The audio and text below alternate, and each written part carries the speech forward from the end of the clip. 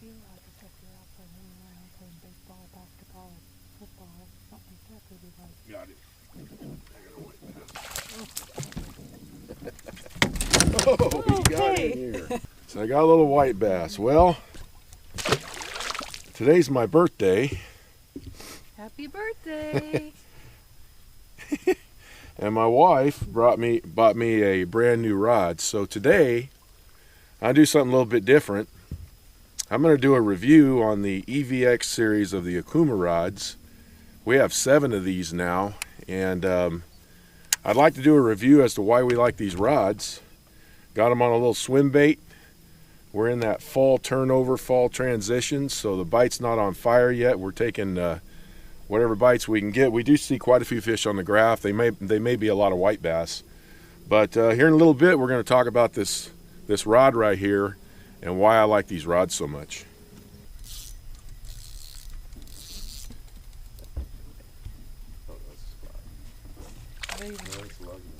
Yeah, I was going to say, I think he is because of the way he's.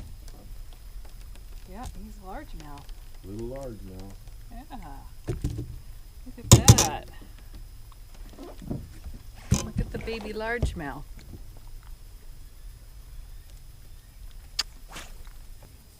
Hey everybody, it's Dalton. What's the best rod? Well, that depends on who you talk to. For me, if you would have talked to me about this a few years ago, I would have told you Daiwa. I was using Daiwa. There was a time when I was using Garcia. I would have told you Garcia is the best.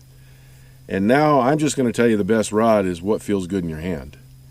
I've always been a mid-range rod and reel guy. I do not need a $600 or $700 setup to catch bass. Okay, I find what I like, what I'm comfortable with, and whatever the price is, it is. Now, my wife and I really like these Okuma EVX rods. I started buying those probably about a year or two ago, and now we have a total of 7 of them. In fact, my wife just bought me one. I'll go over that one here in just a minute. Now, I fish with 3 bait casters, actually 4 bait casters, and 2 spinning rods. That's what I have with me most of the time. My top water rod, however, is a ducket rod. I'm probably going to eventually switch that to an EVX, but not right now. Today I got 3 bait casters with me and 2 spinning rods. My wife has her 2 spinning rods with her, and then she has a Daiwa for her top water rod, which is a rod I've had for years that I call Tank, because I just don't think the thing's ever going to break. It's one of the strongest rods I've ever bought. But let's talk about the Okuma EVX. First of all, my reel selections. Many years ago, you would never catch me without a Shimano. I was a Shimano guy through and through, so I started looking for another line of reels, and I fell in love with these Luz reels. On my spinning rods, I use the Mock Crushes, and on my bait casters, I use the Luz speed spools most of the time. Probably for heavy pitching and flipping, I'd use a little different reel just because of 65-pound braid and all that. Might wind up stripping some of these reels out. But I do use these speed spools all the time. So those are our reel selections. Now, let's go over these EVX rods. This one here is a 6'10" medium action. Okay, I use this one a lot with things like a shaky head, or I use them a lot for drop shotting. It's a little shorter rod, and I will also use it for jerk baits. I do throw jerk baits on a casting rod, but I like to throw them on a spinning rod. I feel like I have better control. So this one here is a 6'10" medium action. The other one is a 7'1" medium action. Same rod. This is the one that I might throw my Ned rigs, lighter baits, because with a little longer rod I can get a better cast. But I'll use it with anything. I'll use the 6'10". I mean, a shaky head, whatever it might be. And my wife has the exact same setup on hers as far as spinning rods. So let's talk about bait casters. When you talk about bait casting rods, we're in the day of long rods. 7.5, even 8-foot rods. The longest rod I have, which is at home, which I may use for pitching, is 7'3". Being raised up on 6-foot rods, I mean, that's what I had when I was a kid. I still like short rods. So a couple of years back, I bought this is what got it started for me, or actually the spinning rods did, but this was my first one as far as a bait caster. It's a 6'8" Okuma EVX, and it is a medium heavy action. Now I like this a lot. I use this a lot with 15-pound test fluorocarbon. I throw my chatterbaits, I throw all my spinner baits on it, I throw my bigger crankbaits like bigger square bills, some of the deep diving crankbaits. This is the one that I use. I liked it so much that I bought another one just like it. Same thing, 6'8", medium heavy. But I call this my worm rod, and what I mean by that, any soft plastic that's Texas rigged.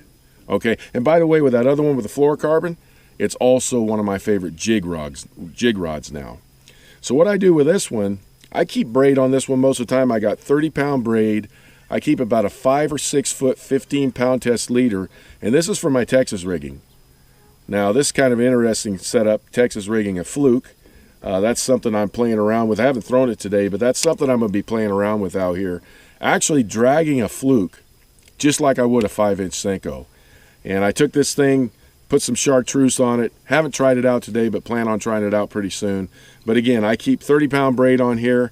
And if I want to, I can also use this for topwater. Because it's 6'8", it's a really good walking bait rod. Well, I like them so much, I asked my wife, for my birthday, which is today, would you get me another 6'8" EVX Okuma rod? And she did. This time, a medium action, not a medium heavy. This one right here, I got a loose speed spool. It's a 6/8 to 1 gear ratio. I got 12-pound test on here. This one right here is my cranking rod because it has a very soft tip.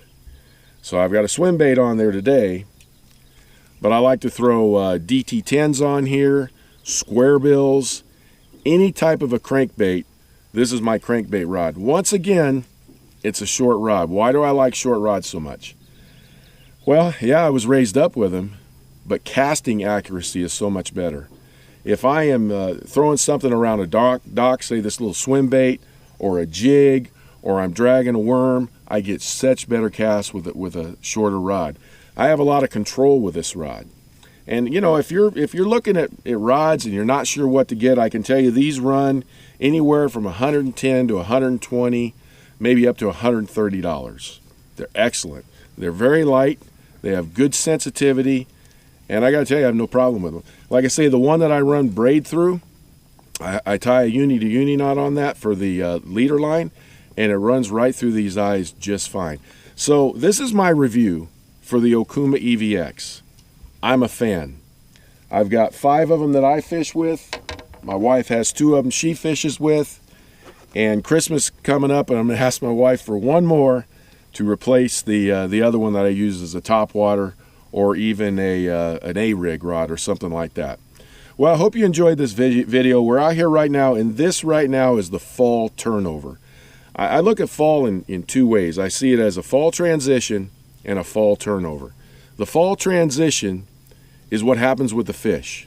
As they're making that transition to start schooling up, as the bait balls get bigger and bigger, they school up, they start running those fish up on flats, back in creeks and coves like this, and they catch them, or they eat them. But also, you have the fall turnover.